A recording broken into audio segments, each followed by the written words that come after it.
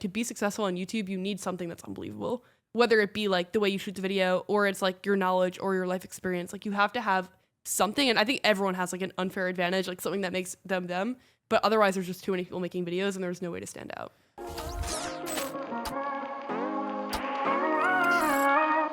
Jacklyn Dallas is the founder and CEO of NothingButTech, one of the fastest growing media companies in the world that focuses on consumer tech trends. As the platform's audience has grown, Jacklyn has hosted one-on-one interviews with tech giants like Google's CEO Sundar Pichai. In this episode, we get an inside look at Jacklyn's content workflow, how creators and founders can find their unique voices, and her personal tactics to blend creativity and entrepreneurship. Welcome back to episode 36 of the Turning Pro podcast. Today we have Jacklyn Dallas, a YouTuber. Nice. I gave her the opportunity to decide on the intro. I know it's way more than that, but we'll start there. Thanks for joining us today, Yeah, Jacklyn. I'm so excited to be on. Thanks for having me. I want to start by just talking about how we even ended up here. Yeah, okay, so I saw your podcast on Twitter, and I thought you were such a good interviewer that I like DM'd you, and I think I was like, love the podcast, and you're like, you should come on. Well, I appreciate that. It makes it sound like I was fishing for a compliment, but that totally wasn't the case. The point I was getting at is I'm a huge proponent of like, if you see something, say something, and like just giving a compliment with no expectation in return can turn into magical things. And I'm guessing you've done this many times over based on the fact that you DM me just to say that you like the podcast. Yeah, I feel like I've met so many of my closest friends by just like seeing their work online and being like, hey, love this. And they're like, let's get coffee. And then you just like become friends with people. Because no one really does it. Like I've actually heard you talk about it on the podcast before. And I think it's so true. Like, cause a lot of people DM people and immediately ask for like a favor or something. And that's kind of an ick. Like you don't even know them and you don't even know if you're gonna like them. Whereas if you're just like DM and you're like, hey, I love your work. And you just tell people, it like makes them feel better. Especially if as you start to go up in the ranks as an individual, get more successful, it's even more like unlikely that if someone just DMs you to ask for something that you're even going to want to take time out of your day to respond to it.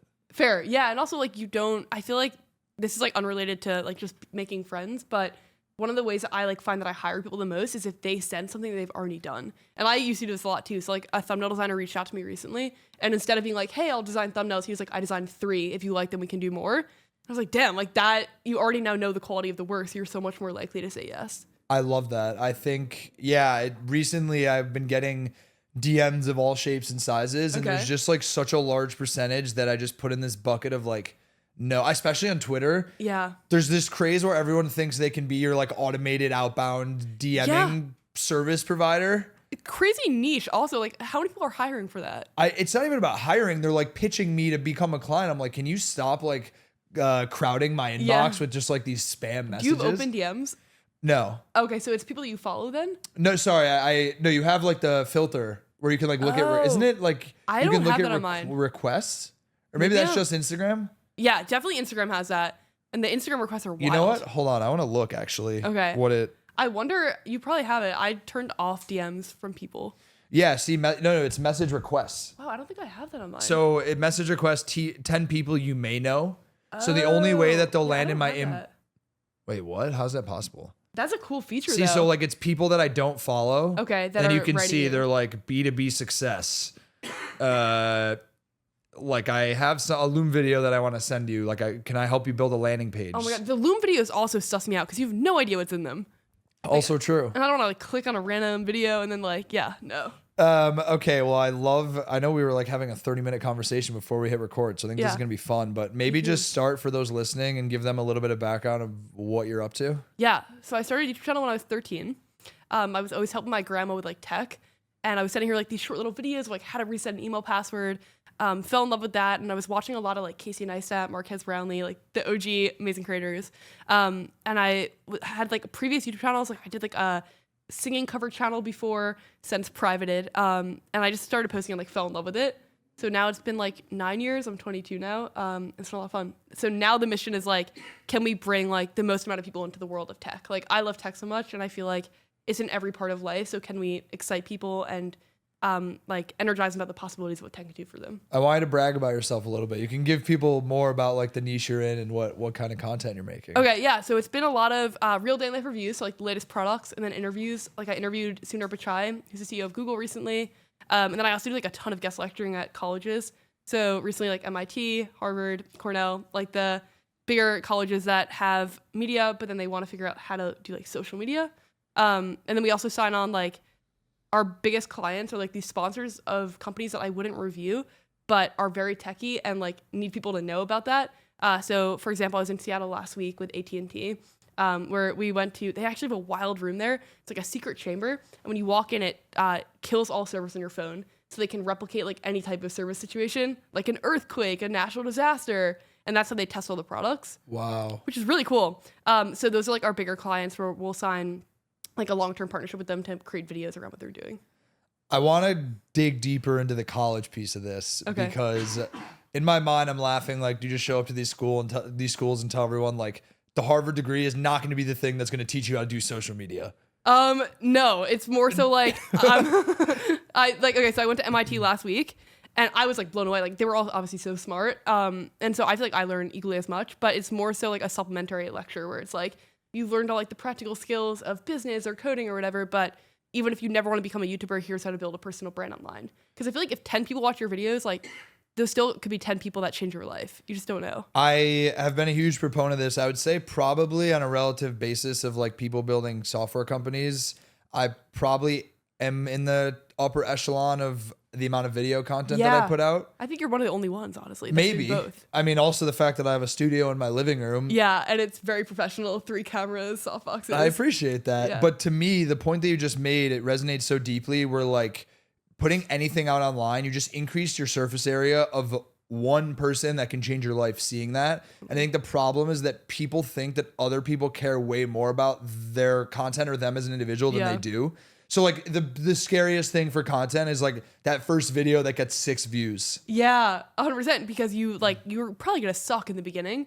So like your ambition for what you want the video to be like and then what it actually is like is so misaligned at the start that I feel like people are really afraid of getting judged, but no one cares. And also I think anyone that's actually creating content respects anyone for trying. 100%. And I think the other piece of it too that I learned, at least from like the short journey that I've had with content, is if people think you're weird or crazy for doing it, they're probably not your people, number one. So true. And then the second piece of it is that people think you're crazy until that overnight success happens, and then you're all of a sudden not crazy. 100%. Then they're like, oh my God, you're amazing. Yeah, I think about this a lot because like if I'm working at like 3 a.m. and I text a friend, I don't want the response to be like, you should go to bed. I want them to be like, let's go. Like, what are you working on? And I feel like that's like a really good indication of like what your values are. So same thing, if you're like posting content and it sucks, like the right type of people will be like, keep going. Like, this is awesome. How would you say your social circles have evolved as like you've evolved as a creator and maybe have like gotten a little bit more traction online? Yeah, I'm so lucky that when I started, I became friends with like all the tech YouTubers kind of right away because all the brands will do like really big events in person. So you're seeing like the same 20 people like multiple times a week sometimes.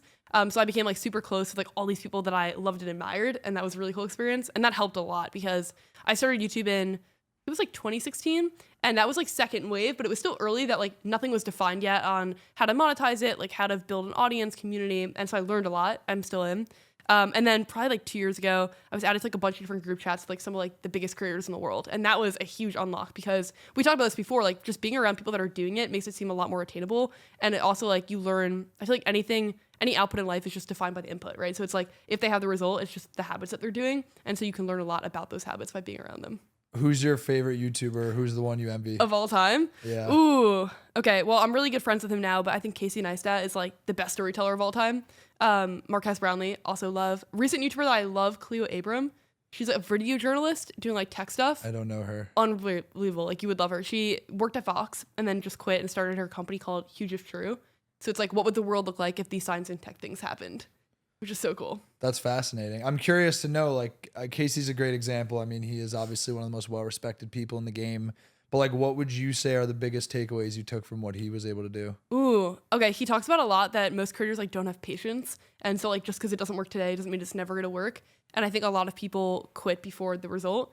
Like, I think most times in life with success, it's like an all is lost moment before it all comes together, and it's like pushing through that trough of like it sucks.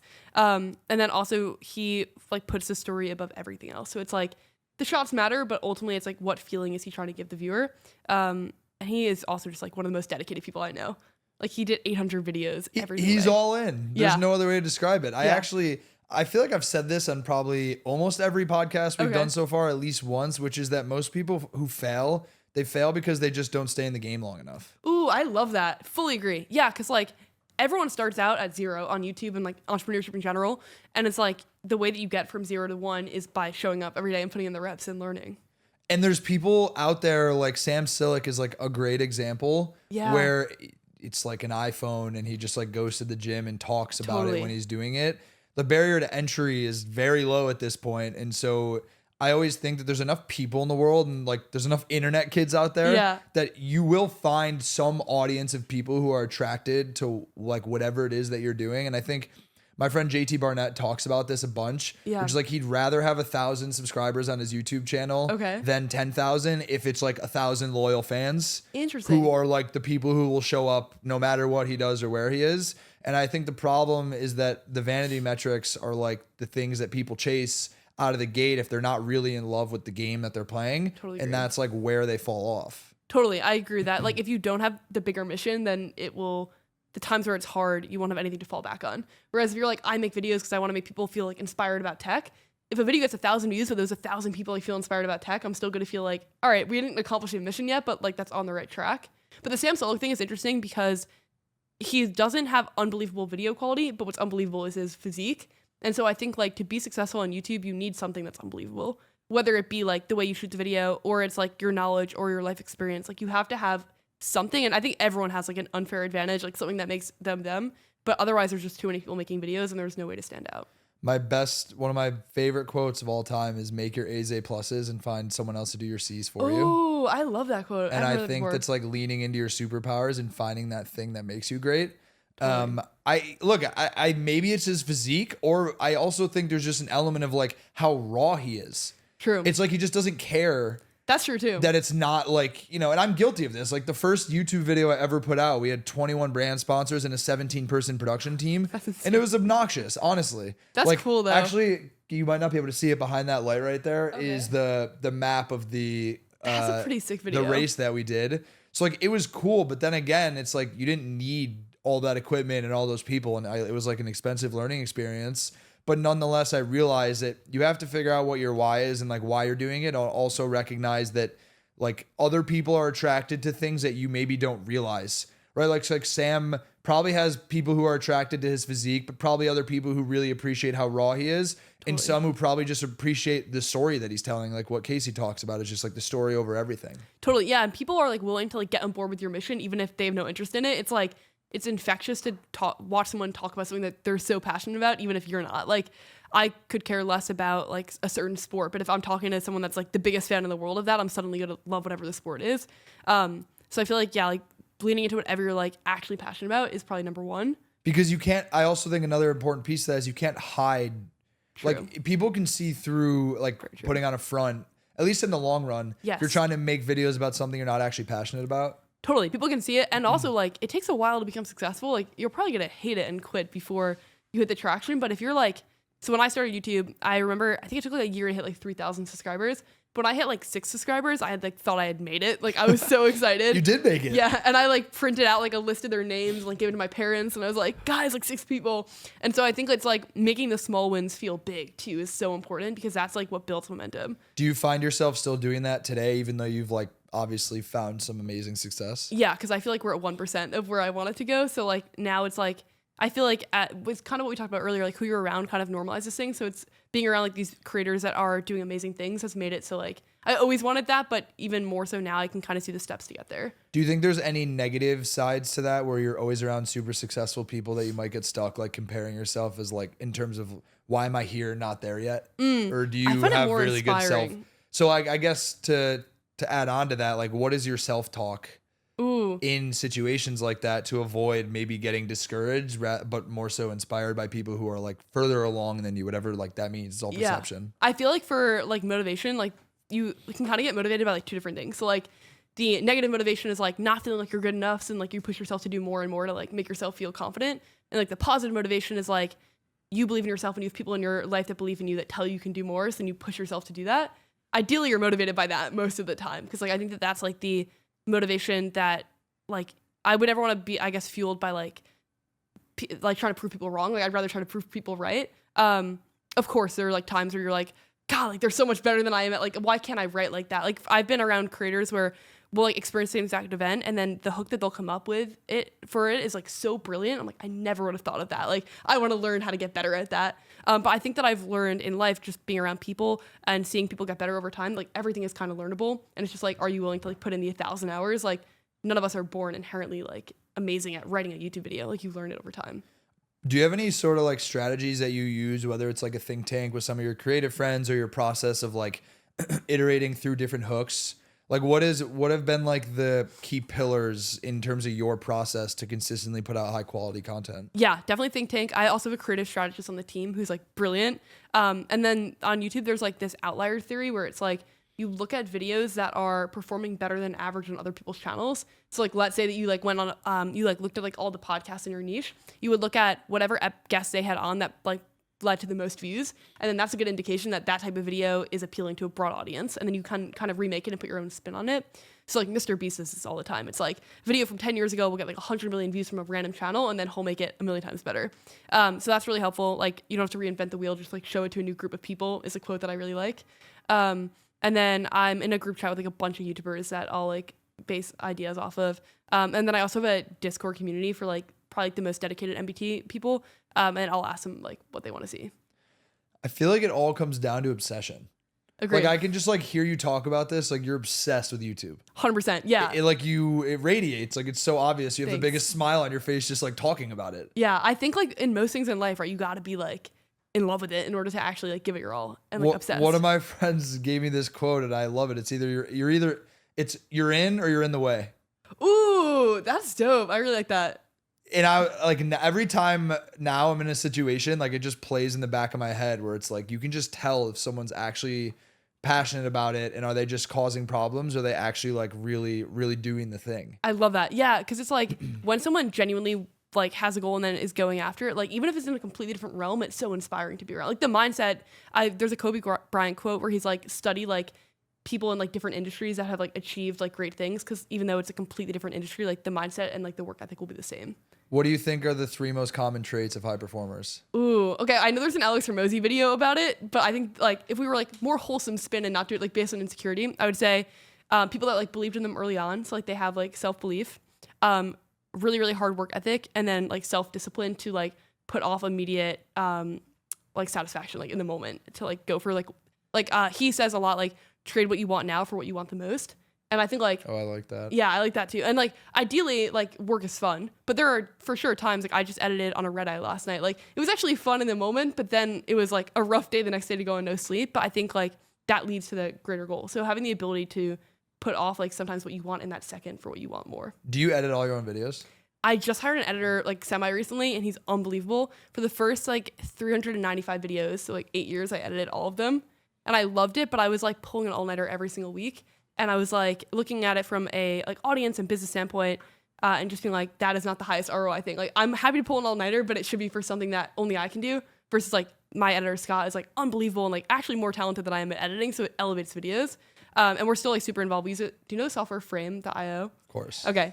Love Frame. So we use that so I can like go through. Do you know any people who've ever put out like a YouTube video that don't know what Frame is? I feel like some people are shocked. Like they're using like Google Drive.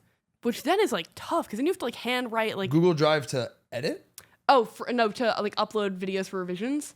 Yeah, so I'm saying like annotations and things like that. And they're like then they're just like handwriting. I'm like, dude, like timestamp it on Frame. So much better. Yeah, no, that's is that how you guys do it too? Yeah, that's why I was like I'm like trying to think of the process of people who don't use that who still put out videos. Yeah, it's like Google Drive because I've worked with editors before and they'll like send it on Drive. And I'm like, that sucks for the editor now because then they have to like hand go through and like find the timestamp you're talking about versus like Frame for anyone that doesn't know it, like you can write at the timestamp and then it will like sync to Premiere and show you on the timeline. What are your thoughts on YouTubers or content creators in general who just like don't edit their own content? Ooh, okay. So this is interesting because having an editor, I was kind of like, I think like the most pure form of the art is editing yourself. And I still honestly believe that. Like I edited the last video and like there are certain choices that I made in that video that probably just made it feel like more like how I experienced the event. But then the other side, like I think it would be insane to think that you're the most creative person in the world. And so it's kind of like having a co-founder for a company. Like they add a complementary skill set where like they'll think about things differently. And oftentimes your editor isn't at the place that you're filming, so they can experience it how a viewer would. Versus like you're there, so you know all the like I interviewed the CEO of Humane recently, And I spent like 2 hours with her before the interview. So I really, really liked her going into the interview, but no one else online had that context yet. And like they had a pretty like bad launch. And so a lot of people were like not a fan of the company. So when I was talking to my editor, I was like, it's really important that we like set up the story so the viewer feels the way I felt in that moment.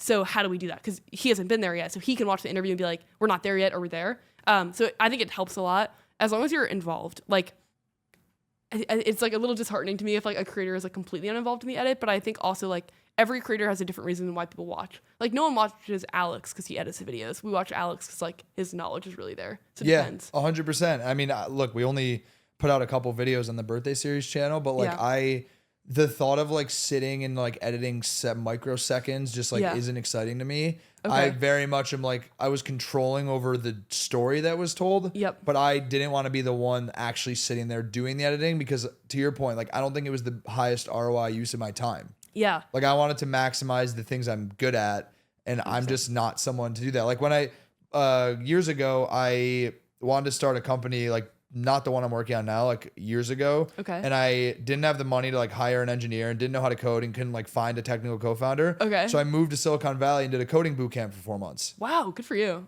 And after I was like, I hate this. Like I don't want to be an engineer. Yep. And I found that like, it's a lot easier to figure out the things you don't like than the things you do like.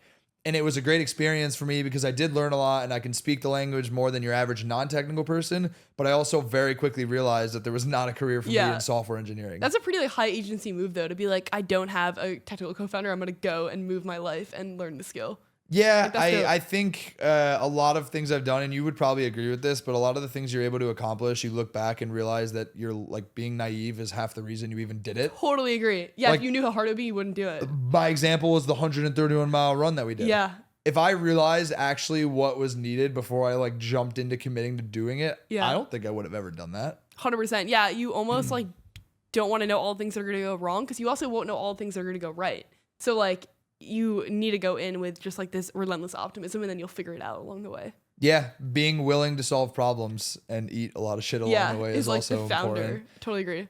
I'm curious to talk a little bit about like the business opportunities that have come from YouTube. I know you've talked about this before where I think there's a misconception that like YouTubers all get rich from AdSense. Oh yeah, 100%. So the way that the YouTube business model works is fascinating because it's like super niche dependent. And I feel like the best creators are like creators that are both entrepreneurs and creators. Like super rare because when someone's really creative, they tend to be like really about the art and then not about the entrepreneurship. But I think entrepreneurship is creative inherently. So like if you're good at both, you can create like, an actual like media company that has staying power. Like, do you know the podcast Call Her Daddy? Alex Cooper? Okay. Like I think that she's a brilliant entrepreneur, also brilliant creative. Like I think she's going to create like the bars, like the next generation Barstool. I really believe. Unwell. Yeah. I mean, getting Alex Earl involved in that was, and Harry Jowsey. And she's like giving them creative direction. So the episodes are really good. And then they can all collab. Like it's just so smart. It's like when someone does the business right, it looks easy. But like in reality, that was probably very hard to figure out that was the right move to make and like find the creatives. She's unbelievable. But yeah, so I feel like her monetization model was signing a deal with Spotify for $60 million. For other creators, not bad. Yeah, pretty good. Casual 3 years. Other creators, it would be like yearly. Like one of my really good friends is a guy named Ali Abdal, who runs a company called Part-Time YouTuber Academy, where they teach people how to be creators. And that's just like $5 million a year, and it's only growing. And then YouTube is like maybe $1 million or $2 million on top of that. So for me personally, it's like 70 to 80% brand deals, and then so that would be like the AT&T deal I just talked about, or Qualcomm, like these really big tech companies that want to reach Gen Z and like have a lot of cash flow, but not necessarily a lot of like brand affinity. Or if they have both those things, they just want to like create an interesting project. Because I'm probably like one of the youngest YouTubers in the tech space. And a lot of my audience like skews Gen Z and like optimistic. And I feel like that is a lot like in line with like innovative tech companies. And then like public speaking and licensing stuff. But you've been building since you were selling bracelets when you were a kid. Wow, that's crazy. I've never mentioned that. So the research is on part. Yeah. So the first ever thing I did when I was like 8 was like going door to door and like knocking on people's doors with like my best friend to like sell bracelets for the ASPCA. I mean, that you had that entrepreneurial gene from a young age, and then it's just like figuring out how you marry the content piece with the business piece. Totally, yeah. Because at the same time, I was doing like iMovie movies with like fake blood. So I always like love both. Very cringe. But yeah, I don't know. I feel like once you have like a little win with that, and you realize like that you can like just create like I feel like the world is like so meshable to what you want to do. It's like everything that exists right now is just other people have made those rules. Like you can totally just change the path. And I think YouTube is like the ticket to the extraordinary. Like none of the things I have done right now, I think I would have been able to do without YouTube. I'm fascinated by the difference in channels or creators when they go from, because this is something that I did where like you have some who go from being a creator to figuring out they can also become an entrepreneur, and there's businesses waiting for them on the other side of that distribution. Yeah. And then there's some people who like have operating experience on the business side who are like, I want to become a creator. Yeah. So like that, I came from that realm. Okay. We were like operator first. Operator creator. first, content second. Yep. And so like I think I thought about it like a startup on day one. Yep. Versus just like I'm creative. I'm just like, walking around thinking of ideas and just like doing it and not actually thinking about implications. Yep. I'm curious to get your perspective on just that concept, because I think there's a lot of positives, but probably a ton of negatives too. Yeah. And I can speak from my experience being the one going from business to creator. Okay. Yeah. Tell me that first. I think the first thing is that I like over processed a lot of things and struggled to just like ship things because I wanted everything to be so meticulous. I'm like, wait, no one's even like watching or listening. Like stop, just like go and do it. Try, yeah. I think the second piece of it is that I always wanted things to be like over the top, where it would like the first video. Yep. It was like we had a 17-person production team for our first video. I think that's so cool though. It's like there's many YouTubers who will go their entire life and never have like more than like one person or a tripod. Yep. And so I think because I thought about it, I really enjoy the act of doing the creation. Like I think it's so fun, but because I know what it could possibly be if you have the distribution to build those like CPG brands and venture funds and whatever, I think like starting the channel with that in the back of your head can actually be limiting in some ways, because you're thinking about like, I think it's good to know what the end of the script looks like, but at the same time, there's something beautiful about like making the art just for like what it is and like let the wind kind of take you where you go. So I think to synthesize that, it's all to say that in some instances, I think overthinking and overprocessing, because I've had experience building businesses, was actually a detriment to like velocity of just creating. Yeah, that totally makes sense. I think both have their pros and cons. Like if you're an operator first, then you make content, like what you're saying, then you're like really good at showing up every day and like not expecting the result right away. I think a lot of creators like don't have that mindset because they haven't created a company yet where they know that it like fails a lot before it succeeds. If you're a creator first and you don't have the operational experience, I think being a creator is really rare. Or I think being an incredible creator is rare, like having like the best ideas and like being very in touch with human psychology. So if you have that, you probably just need to partner with a really, really good operator that can help you. The ideal is that you have both. If you have both, you don't have to be the best at either, because you can find people that help you on both sides, but you can probably grow the business to a certain level by just having both. One of my really good friends is this guy named Jack Gordon, who is, I think, going to be like one of the biggest creators in the next few years. Super, super talented. He's telling me some of his ideas. Like his last video this week was trapping 25 couples in a room, or ex-couples, and seeing if they got back together. And yeah, wild concept. Like put like the two into like everyone in one room, or just two, like the it like two started people with in each everyone room? in one room, and then the first test is like everyone's blindfolded and you have to try to find the person, like no sight. So, and then if you couldn't, then you're out. And they're all exes, but you could talk or no? By feel and like walking around. A lot of people did it. Like 8 remained after that, 8 pairs.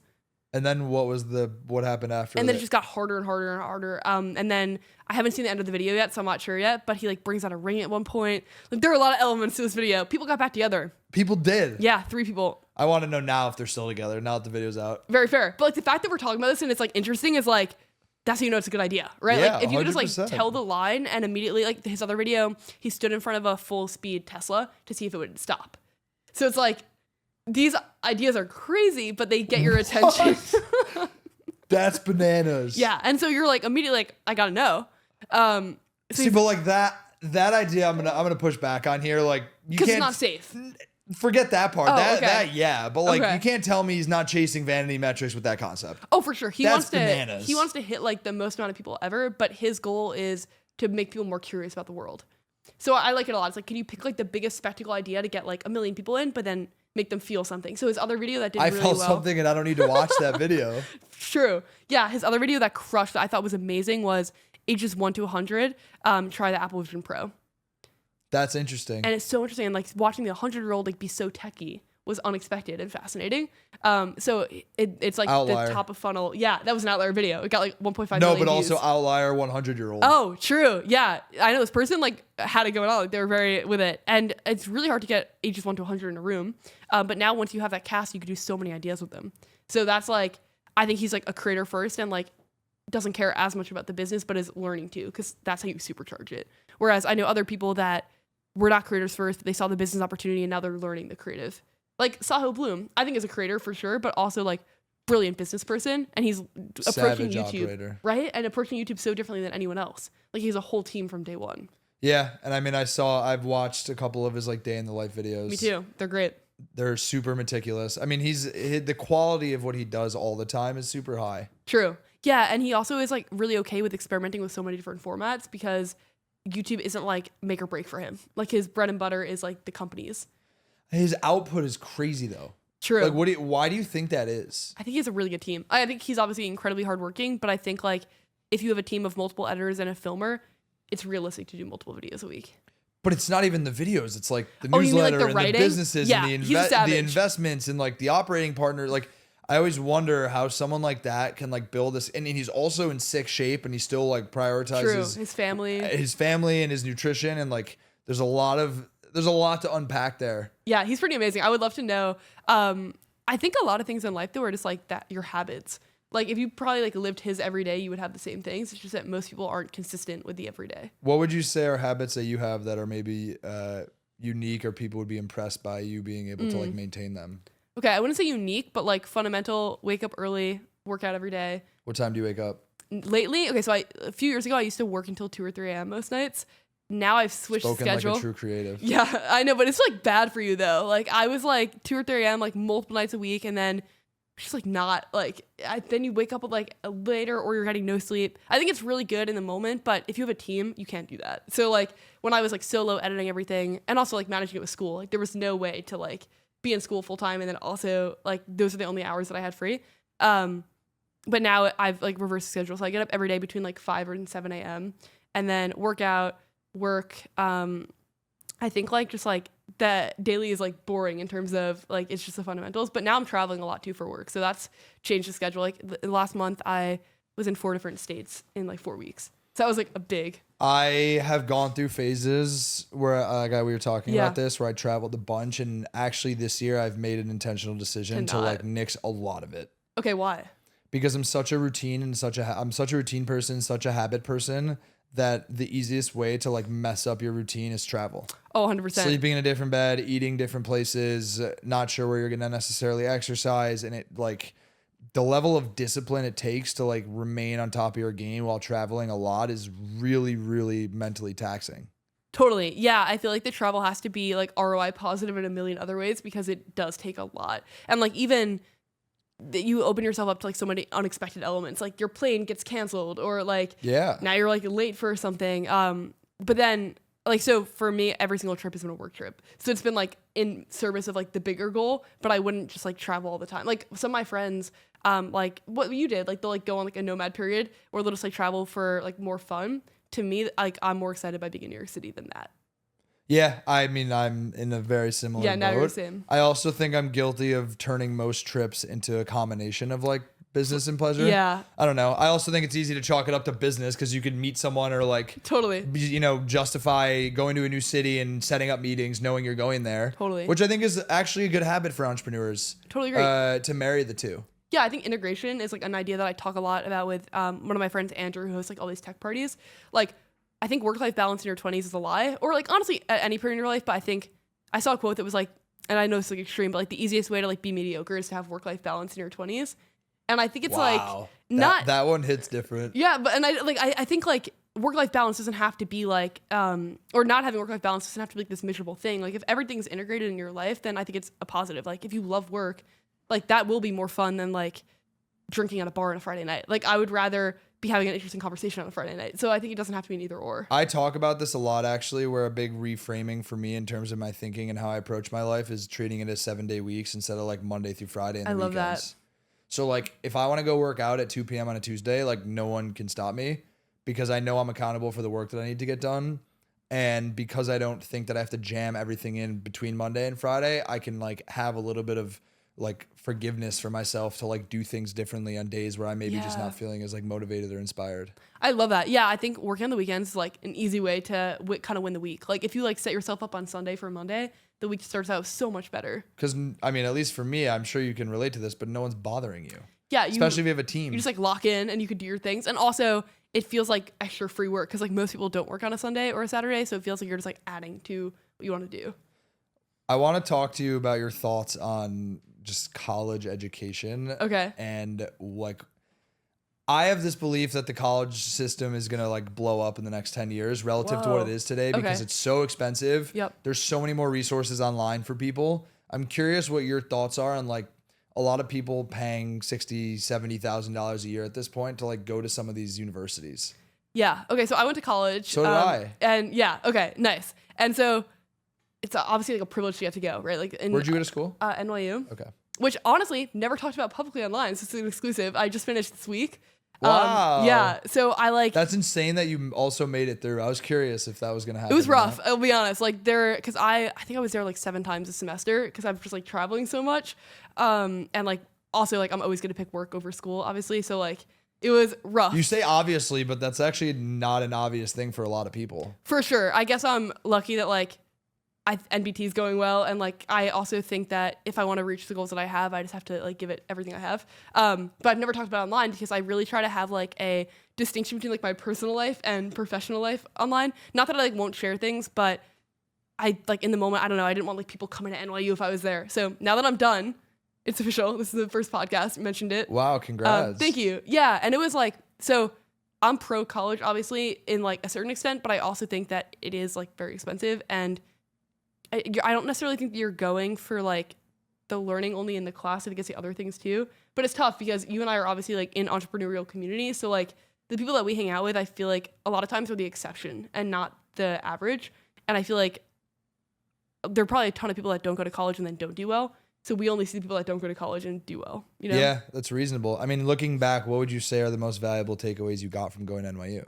I learned a lot of like business stuff. Like that was like more like practical. Like I didn't know like what CAC was or like some of these like lifetime value. Like I learned some of that. So initially my junior year of high school, I really wanted to go to Cornell. That was like the dream. And so I started guest lecturing there. Oh, no way. For hockey? Yeah. Yeah, because I've been to a Cornell hockey game. They're pretty good. Yeah, but I guess fun. You guys, yeah. I mean, you also played sports, so that like completely changes your college experience, right? By a mile. Yeah, like I think it like gives you community from day one, and then you like get to like be competitive and really good at something. And also like you're way more efficient because you don't have free time. True. It's like having a full-time job with school. 100%. Yeah. Like you have time, you have like such a rigorous schedule around the sport that you only have so much time to do homework and to study and to go to class. And then like this much time to do like free time activities. Totally. Yeah. It really, that's how I felt about YouTube too, because I feel like my freshman and sophomore year were like a little bit more intense at school because it was like all like the prereqs, but like I've kind of had the mindset from like day one that work is more important. So like I really care a lot about school, but ultimately like I'm going to pick work over it. And so I don't know, it just became like less and less a part of my life. Like I don't even really feel like I'm there anymore type of thing. But anyway, so junior, I really wanted to go to Cornell. And so I started guest lecturing there because I thought that if I guest lectured, it'd be like an easier like application to write. And then I ended up like picking between Cornell and NYU, but I picked NYU because I was coming to the city like 4 times a week. I was like, there's just no way to do like the 4-hour commute. So I think NYU was like the best because it was in New York. So it was kind of like getting to get the college degree, but then also like not really pause my career. How did you break into the guest lecturing at Cornell? I cold emailed a professor, which I think people like really underrate the cold email. I saw this like guy that was teaching class about storytelling, and I was like, hey, I think I could like talk about this if you're interested. And he was like, yeah, like come up to Cornell, like we'll talk. We met, we like just had like a 2-hour conversation. It was like so energizing. And I've been working with him now for like, I guess since junior year, so like 6-7 years. Still? Yeah, same guy. I just went there like 2 weeks ago. Wow. Yeah, he's awesome. I've like learned a lot from him too. He has like a huge like traditional media career in journalism. How did you like, why was he the person you emailed? The class just seemed super relevant. Like it was a relevant class at the school you wanted to go to. Yeah. And I was like, I really want to go here. I think like so like all the top schools that I wanted to go to, that was kind of the catalyst for why I did it. Cause I just thought it'd be a really good way to meet the students. And then I thought it'd be like more unique on the application than just like an ACT score or like your GPA or whatever. And it was also good because I feel like I learned a lot about like what the schools were like. So I started like my junior, and then I just like fell in love with guest lecturing. So I've done it since. Not obviously to get into school anymore, but just because it's fun. Where do you get this drive from? Like to do stuff? Like, you just graduated college. This is like wild. Yeah, I guess. So I started when I was 13. So I was like in 6th grade. So like from 6th grade to now, I've worked like 40 or 80 hours a week with school. So like this is actually kind of exciting because there's never been a time where I've not had 2 full-time jobs. So like now I'm going to be able to like give even more time to work, which is great. And like, yeah, it feels like this is like the year where we can really like push it even further. What drives you though? Like where do you get this from? I feel like I always just like wanted to create something, and I feel like I'm so inspired by like, I don't know, having an idea in your head and then getting to share it with like millions of people is super exciting to me. And I also like, I grew up like loving technology, but no one ever liked it. And so like I played sports growing up, and all my friends were like really into sports and school and whatever, but no one ever loved tech. And then I posted my first video, and then I met thousands of people that love tech, and I like want to give that experience to other people. So that's like a huge driver. And then also, so I started in 6th grade. By like 7th or 8th grade, I started going to like networking parties. So like I've been friends with Networking parties. What is that? like in New York, like it would be like kind of like what we go to now, where it's like founders, entrepreneurs. But that was like a term? I've never heard that term before. Like a networking party? No. Whoa, interesting. Yeah. I mean, I go to like events and I inherently network there, but I've never heard someone explicitly say like, yeah, I mean, I think it's kind of an icky term, to be honest, like, because then it feels transactional. Wait, we gotta dig into this. Okay. So people actually say like, hey, I'm hosting a networking party, come to this? I don't know. Like, yeah, some of them. What was the first networking party you went to? Ooh, good question. I don't remember. I think it was a YouTuber like hosted it. But like also some of them were just like parties, but like they were like, I guess like to meet people in the industry. But it feels a little transactional. So like now I just like go to like I honestly the reason why they went I've just never heard that term before. That's so wild. It's like, yeah, all right, everyone walk in, like get your 3 phone numbers and get the hell out of here. Yeah, that's what's bad about it. Because I feel like so the reason that they went well for me was because I had like I didn't need anything from anyone at that point because I was like in middle school. And so I was just like becoming friends with people, you know?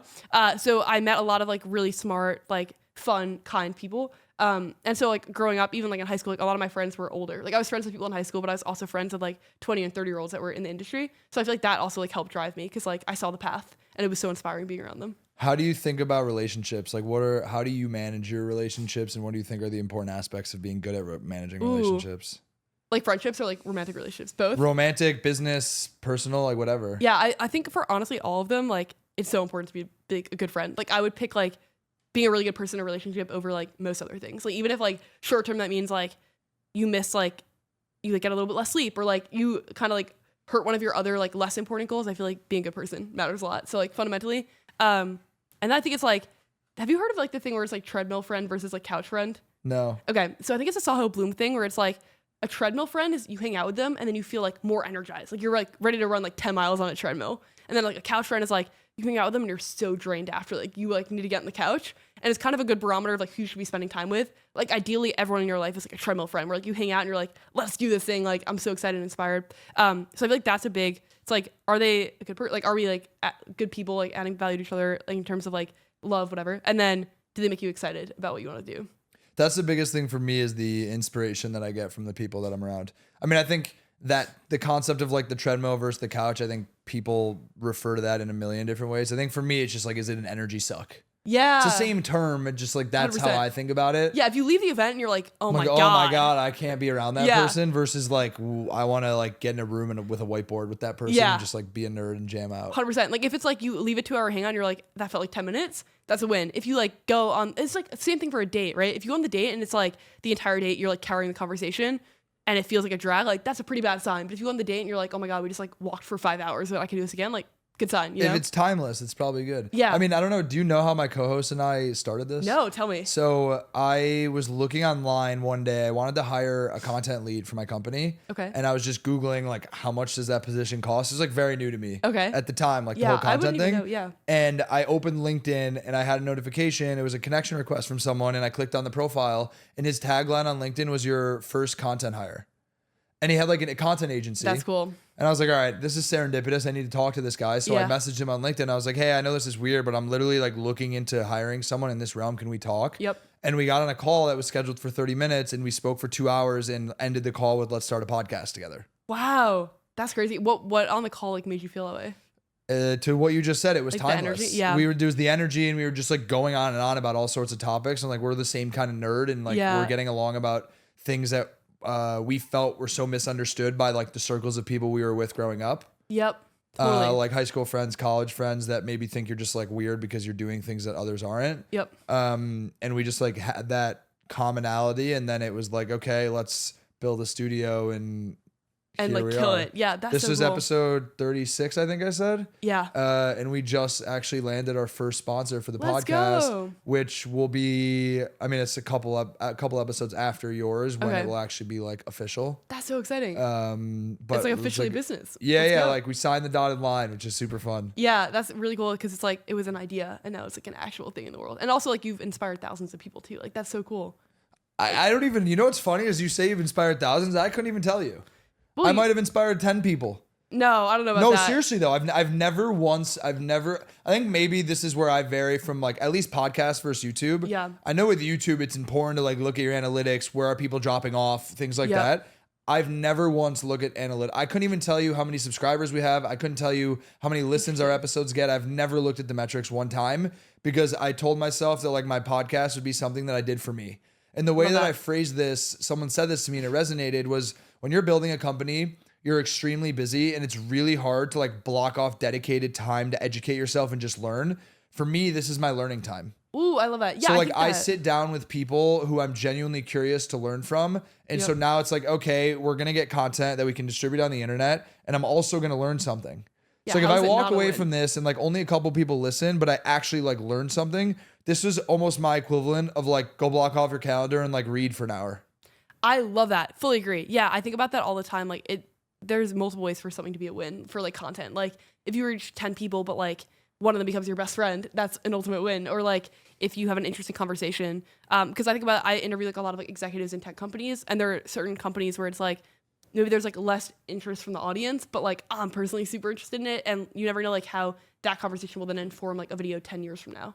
A video, a relationship, an opportunity. Totally. I mean, you nailed this early on, and I think this is part of your guiding principle of how you got to where you got to, is just like you increase your surface area by distributing anything. Totally agree. Yeah, because you never know. Like the serendipity of life is so magic that like you can make something now that doesn't hit, and then like 3 years from now, that's like the piece of content that made you like become close to someone. Or like I found my current thumbnail designer because I did a video recently where I tested out every single Apple Vision Pro app. And that was like a concept that was like kind of high effort. And so posted it on Twitter, and this guy who's amazing was like, I think that's a really cool idea and I would love to do a thumbnail for it. And so like that video in the moment like did well, but like I actually met this guy who's exceptional. I've never met anyone like him. And if I didn't make that video, I never would have met him. So you just never know. Have you ever taken a moment, like have you ever taken moments to, when something happens where it's kind of like a holy shit moment? Yeah. Do you ever like backtrack the series of events that had to happen in order for that to happen? Ooh, like what do you mean? Like give me an example of one of yours. my example would be, let me think of like a really relevant example. Okay, so when I played hockey at Colgate. Yep. And then I was planning to enroll. I was planning to go to I've said it before, to EY to like Okay. do my consulting job.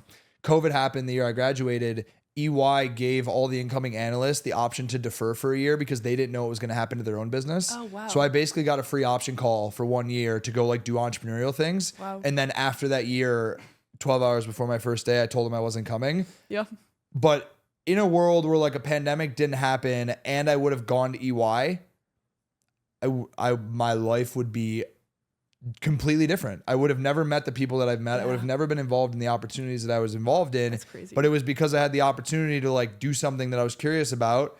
And now my life will forever be different because of that. So I always wonder, like, what if I went to EY? What if I didn't? Like, Yeah. what if I didn't play hockey in college? Like, I was debating to quit after my freshman year at one point because I like didn't play that many games and it was miserable. And then like I led my team in points senior year. It's like, what if I quit? Yeah. Like, where would my life have been? Yeah, You know, if you so never it's got like, that win your senior year, your yeah, experience in like hockey was so different. all these things though. So I even like wins with my business. I'm like, I would have never met, you know, this investor or this customer had I not gone to that one event or had I not like met that person. Yep. And so every time cool things happen to me, I like have this habit of like tracing back how that happened. And it's, you know what, I'll tell about Griff is a great example, actually, Yeah. the producer. Griff, Tell say me. hi. We've never actually, the way that Griff and I met is Okay. actually extremely cool. We were looking for an editor Okay. for birthday series when we had the YouTube channel. And myself, Ryan, who I started the channel with, and then our other friend Garrett, we had all posted on our Instagram story like a Google form. Okay. Just like, hey, we're looking for an editor. Like, can you Yep. fill this out?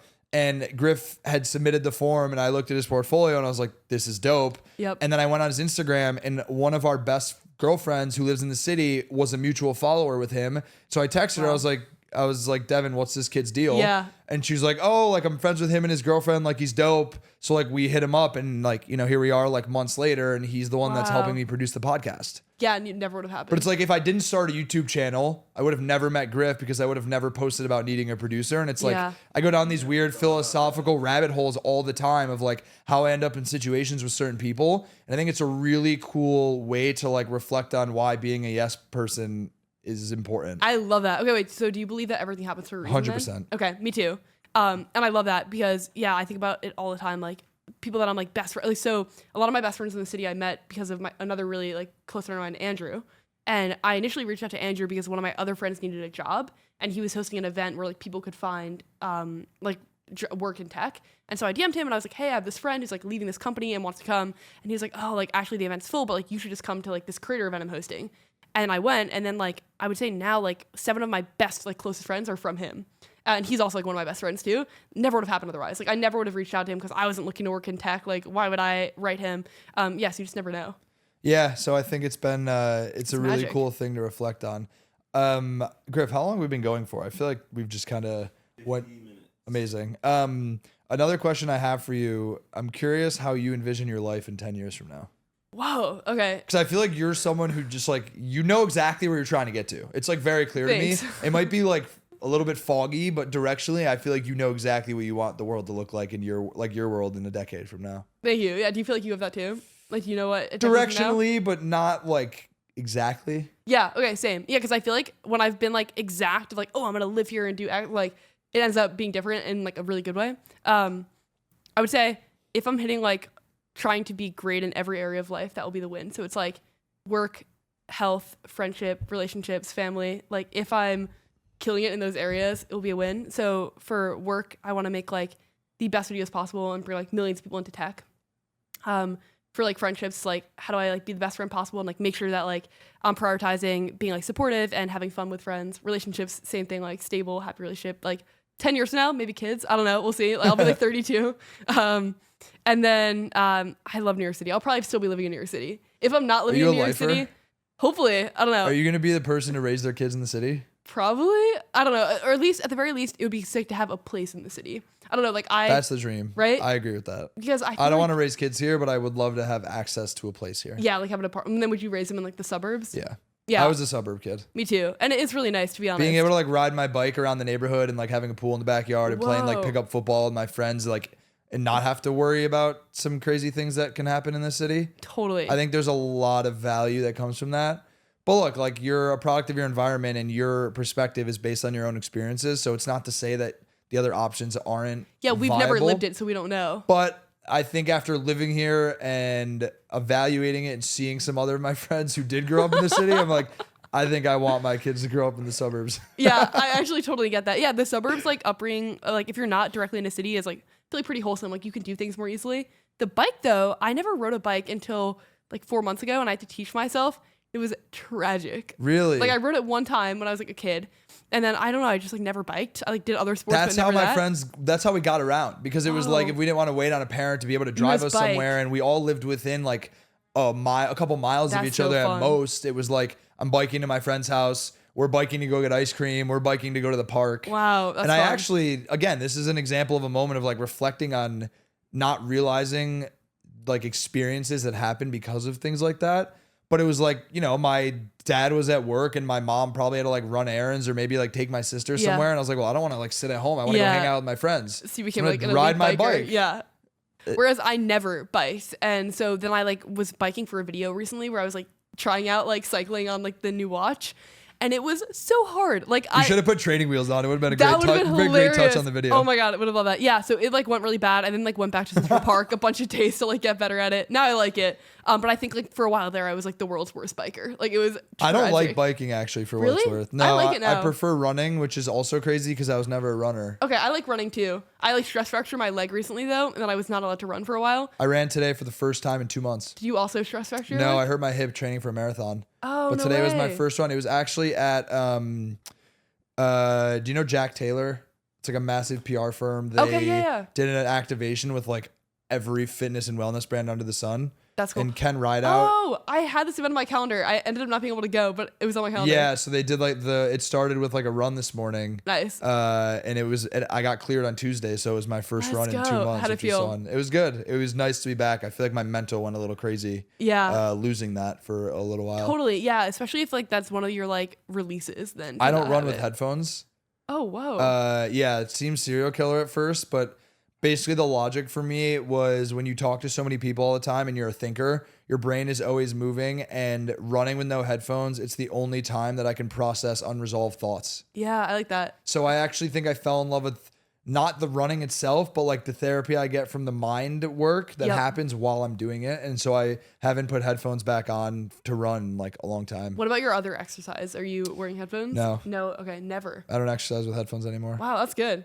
I actually think that not wearing headphones is kind of a life hack. Like I feel like I wear them too much when I'm like walking around the city, and then when you have them off, like you notice so much more. The only time I do it when I'm in the city is if I'll multitask and take phone calls while I'm going somewhere. Yeah. And then I was also actually wearing headphones when I was like biking and doing the elliptical at the gym because I couldn't run. Yeah. And because I don't like those activities, it's like You I have need to to make them distract fun. myself. Yeah. But generally, no. Okay, we did the same thing. I also had to go to biking and the elliptical when the running was axed. Not nearly as fun. No, The biking I'm outside done is with fun it. because you're like in the environment. I city bike to get places, like but on the streets. oh yeah, I'm. It's not good. If my Yeah. mom is listening to this, she probably won't yeah, be my happy. parents would be super I'm disappointed. like weaving in and out of cars. Wow. Okay, Yeah. but you're like an experienced biker. That doesn't make it okay to like you. Sometimes it's not in your control. True. Yeah. Well, have you ever watched Casey's bike lanes video? Yeah, I mean that's. But what's crazy also is like he takes it to another level. Not only him, but a lot of other creators with the skateboards. Yeah.